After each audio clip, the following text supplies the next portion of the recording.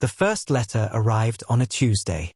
It was tucked neatly under Alex Carter's welcome mat, folded into thirds like some kind of polite death threat. The paper smelled faintly of lavender detergent, probably Marjorie Bloom's doing. Everything she touched smelled like lavender detergent, even her dog, who had the exact expression of a soul trapped in eternal fabric softener purgatory. Notice of violation, the bold header declared. Beneath it, in unforgiving Times New Roman, were the words, infraction, decorative holiday lighting visible past June 1st. Remedy, immediate removal. Daily fine of $25 will accrue until compliance. Alex looked up at his porch. A single strand of white lights dangled lazily from the eaves. They weren't even on. He had meant to take them down after winter, but life, unpacking, a job that sucked his soul into spreadsheets, the slow grind of suburban assimilation, got in the way. And besides, weren't white lights winter neutral? His phone buzzed with a text. From Sophia, next door welcome to the neighborhood. They got you too, he? Alex smirked. He texted back, do they patrol with drones or something? Don't joke. Gary swears he saw one last month. Gary, 2 houses down, was the sort of guy who wore socks with sandals and waved at passing cars like he was in a parade. He also had a yard full of pink flamingos, which Alex suspected were less decor and more declaration of war. By noon, Alex had shrugged the letter off. $25 wasn't pocket change, but he figured he'd yank the lights down over the weekend. End of story. Except on Friday, a second letter appeared. Infraction. Front lawn exceeds approved length by 1.5 inches. Fine. $50 per day until corrected. Alex bent down, ran his fingers through the grass, and muttered, I could still lose a golf ball in here. That evening, he saw her. Marjorie Bloom stood at the corner like a monarch surveying her kingdom. A pastel cardigan draped over her shoulders, pearls gleaming in the porchlight, clipboard in hand. Beside her, the lavender-scented dog panted miserably.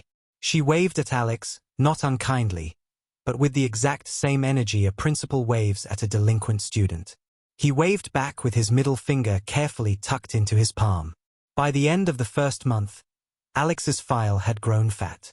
A faded recycling bin left curbside past collection day.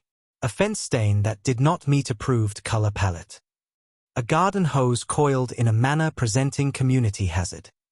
He found the letters almost comical, until the fines stacked high enough to make his mortgage sweat. At the grocery store, he ran into Gary, who was loading watermelons into a cart already burdened with lawn flamingos. They broke you in yet? Gary asked. Define broke. Gary leaned close, smelling faintly of sunscreen and rebellion. They'll keep hitting you until you pay up or crawl. Don't crawl. Once you crawl, it's over. Alex chuckled, but it wasn't funny. The HOA wasn't just a nuisance. It was a machine. And Marjorie was the conductor, wielding her bylaws like an orchestra baton. The first board meeting came around sooner than Alex expected. A glossy postcard announced it like a Broadway show. HOA community meeting. Mandatory attendance. Location. Clubhouse. Agenda. Fines, fees, and future compliance. Alex almost didn't go. He'd had a long day, but curiosity, and a streak of defiance, dragged him there. The clubhouse smelled of stale coffee and disinfectant. Folding chairs lined up in stiff rows. A mural of smiling children playing frisbee, painted sometime in the 80s, loomed behind the podium like propaganda. Marjorie presided, pearls gleaming like battle medals. Flanking her were 3 board members, a gaunt man with the posture of a heron, a middle-aged woman furiously knitting, and someone Alex swore he'd seen yelling at squirrels. The meeting opened with a pledge, not to the flag, but to community standards. Alex muttered under his breath, Hail Hydra. When the floor opened for questions, Alex stood. His voice carried farther than he intended. I have a question about the fines. Don't you think $25 a day for a string of lights is? Marjorie cut in smoothly. Mr. Carter, the community rules were provided in your welcome packet. Yes, but... And those rules were democratically approved. By who? Because I don't remember signing anything. You signed your deed, didn't you? A ripple of chuckles moved through the room. Alex's face burned. He caught Gary giving him a thumbs up, but it wasn't much consolation. Marjorie smiled like a cat who'd cornered a mouse. Compliance ensures property values remain high. That's what you want, isn't it? For your property value to stay strong. Alex stared at her, at the sea of neighbors too cowed, or too amused, to intervene. He could sit down and swallow the humiliation. Or he could double down. I think, he said slowly, that property values mean nothing if you have to live under a dictatorship. Gasps. Nervous laughter. Someone dropped a knitting needle. Marjorie's smile didn't falter, but her pen scratched something onto her clipboard. By the end of the night, Alex knew he'd made an enemy. The next morning, his car windshield had a fresh notice tucked under the wiper. Infraction. Insubordination at official HOA gathering. Penalty. Pending review. Alex crumpled the letter and tossed it into the recycling bin, still sitting defiantly at the curb. He looked down the street at the rows of perfect lawns, the symmetrical shutters, the obedient flowerbeds. All the careful sameness. It hit him then, sharp and electric. This wasn't just about fines or lights. It was about control. Marjorie Bloom wasn't going to stop until he bent the knee. And Alex Carter wasn't built for kneeling. Alex didn't mean to start a rebellion. He just wanted his recycling bin to sit where it damn well pleased. But rebellions have a way of finding the person too stubborn to quit. And after that first meeting, neighbors started drifting to his porch in the evenings like moths to a bug zapper. Sophia came first, bearing brownies that were either peace offerings or bribes for future protection. She leaned against his railing, her voice low. You said dictatorship. You don't know how long I've wanted to say that out loud.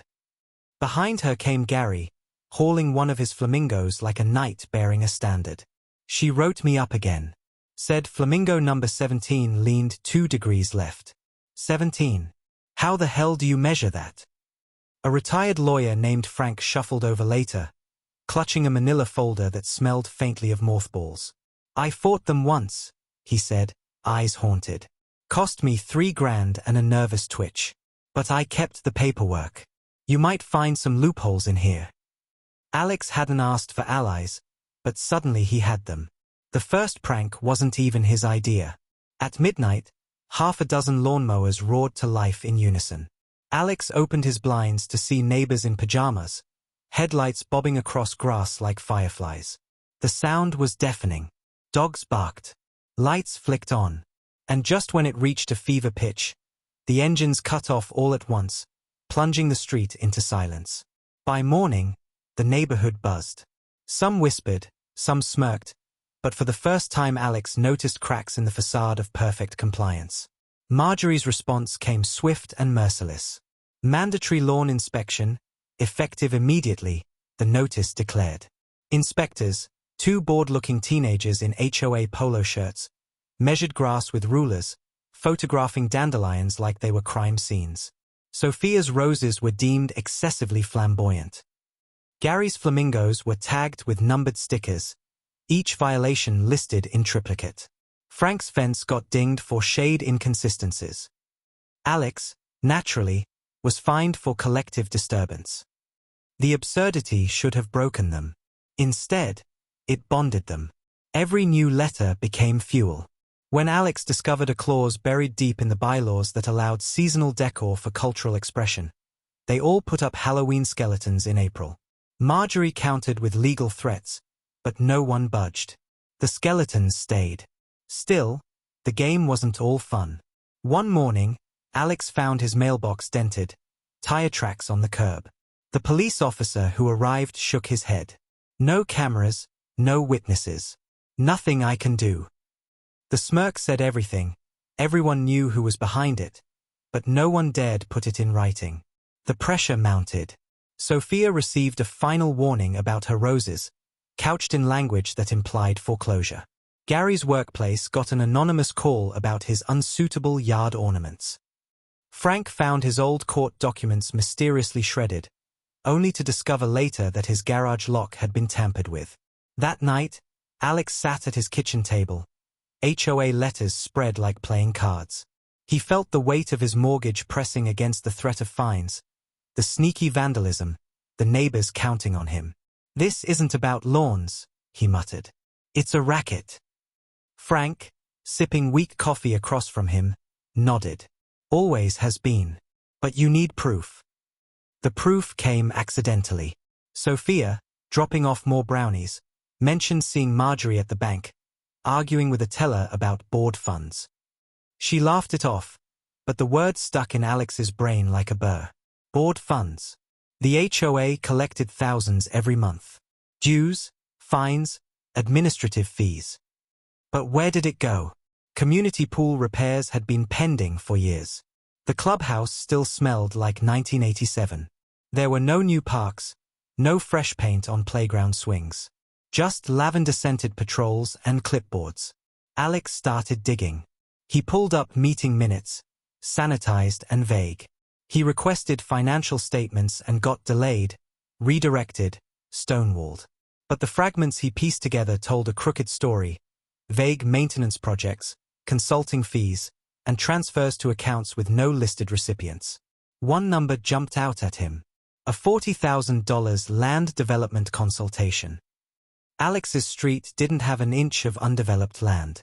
His pulse quickened. He brought the papers to Frank, who squinted through bifocals. Slush fund. Classic. They're siphoning dues into ghost accounts. Question is, how deep does it go? Alex didn't have long to wonder.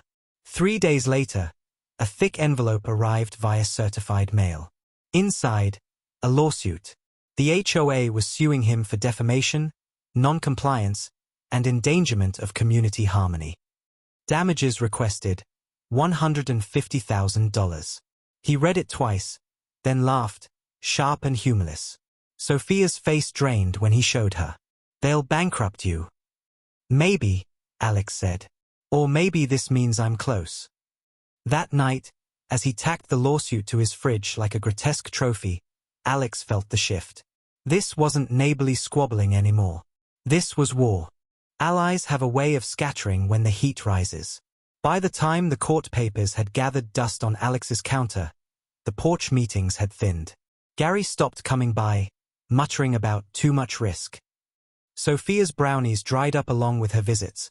She left a note on his door one evening, apologizing, saying her husband was terrified of losing the house. Even Frank, the retired lawyer, went quiet after a mysteriously steep spike in his HOA dues. Alex told himself he didn't blame them. Fear was contagious, and the board knew how to weaponize it. Still, the silence stung. The real blow came from inside his own camp. He had trusted Gary with copies of some of the papers he'd gathered: meeting minutes, fee breakdowns, a list of the suspicious consultants who kept appearing in the books. A week later, Marjorie quoted word for word from those very documents at a meeting, twisting them into examples of misinformation being spread by agitators. Gary sat in the back row, flamingo pin stripped from his shirt, eyes fixed anywhere but Alex's. The betrayal lit a fire in Alex's gut that burned hotter than any fine. But the anger had to wait, because the HOA was moving faster now.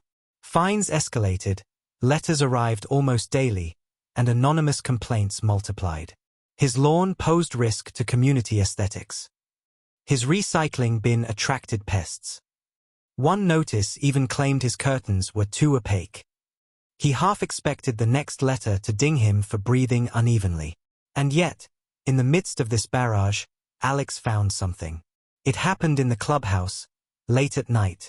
He'd convinced Sophia, nervous but guilt-ridden, to let him borrow her spare keycard.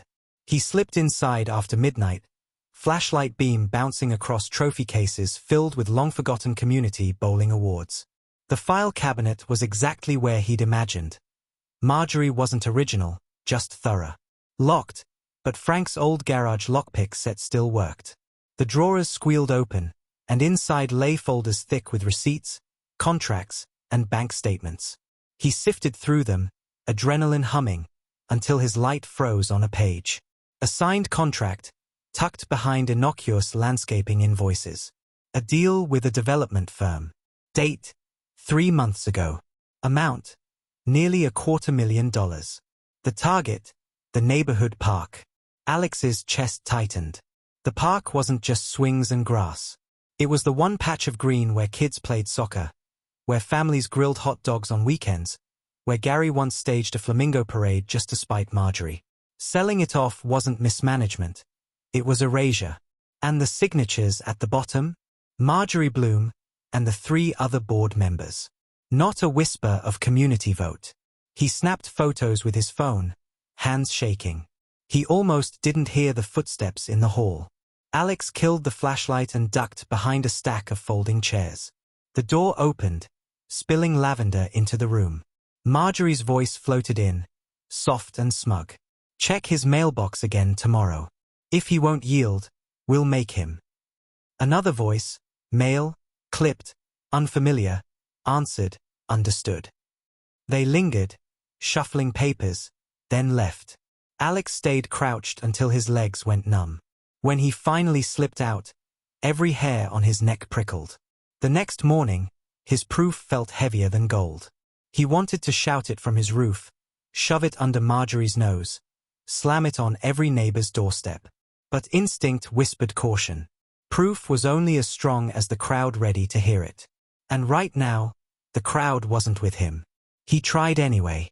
He went to Frank, laid out the photos, explained the scheme. Frank rubbed his temples. It's damning, sure, but you don't have the resources. They'll bury you in court. You need allies, Alex. Without them, you're just a man with papers. Allies. The very thing he was running out of. 2 nights later, he came home to find his front yard trashed. Eggs dripped from his siding, trash scattered across the grass, one flamingo, Gary's old gift, snapped in half and left like a corpse. His stomach turned when he spotted the lavender bow tied around the broken neck. It wasn't just intimidation anymore. It was personal. Still, beneath the fury, a strange clarity took root. The board wasn't acting like rulers confident in their power. They were lashing out like cornered animals. They knew he was close. So he pressed harder. He combed through bank transfers, cross-checked dates, built a timeline. He found kickbacks hidden under community improvement stipends. He traced consulting payments straight to a shell company registered under the name of Marjorie's nephew. The corruption ran deeper than he'd imagined. Tendrils wrapped around every brick of the HOA. But as the picture sharpened, so did the danger. He started noticing cars idling at the corner of his street, unfamiliar faces at meetings, whispers trailing him at the grocery store. Even his job called him in. Apparently someone had filed concerns about his stability. The war wasn't just about his lawn anymore. It was about survival. One night, staring at the stack of evidence spread across his kitchen table, Alex felt the weight of it all pressing down. The betrayal, the isolation, the looming lawsuit, the vandalism. It was too much for one man. But then he looked at the photo of the park contract, the line item that would bulldoze the one place that made the neighborhood more than a row of painted boxes.